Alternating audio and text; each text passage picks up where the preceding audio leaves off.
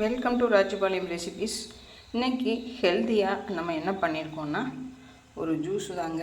வெள்ளரிக்காய், நெல்லிக்காய், கருவேப்பிலை எல்லாமே போட்ட ஒரு வெள்ளரிக்காய் எல்லாமே போட்ட ஒரு ஜூஸு. வேறு எதுவும் போடாதீங்க. நீங்கள் இந்த மாதிரி பச்சையாகவே குடிங்க. ரொம்ப நல்லது உடம்புக்கு. ரொம்பவே நல்லா தான் இருக்கும். ஏன்னா நெல்லிக்காயோட அந்த சுவையெல்லாம் சூப்பராக இருக்கும். அது மாதிரி காலையில் கொஞ்சம் நேரம் கழித்து பார்த்திங்கன்னா இந்த மாதிரி ஒரு இது நம்ம இந்த எல்லாம் மிக்சடு இது சூப்பராக இருக்கும். பாதாம் எல்லாமே போட்டது. இதில் இந்த மாதிரி நீங்கள் பால் ஊற்றி கொஞ்சம் ஒரு 10 நிமிஷம் எனக்கு க்ரன்ச்சியாக பிடிக்கும்னு சொல்லிட்டு இப்போவே நான் பால் ஊற்றலை. சாப்பிட்றதுக்கு கொஞ்சம் முன்னாடி நீங்கள் பால் ஊற்றி சாப்பிட்டிங்கன்னா சூப்பராக இருக்கும். ஊற வச்சு சாப்பிட்டாலும் ரொம்பவே நல்லா தான் இருக்கும்.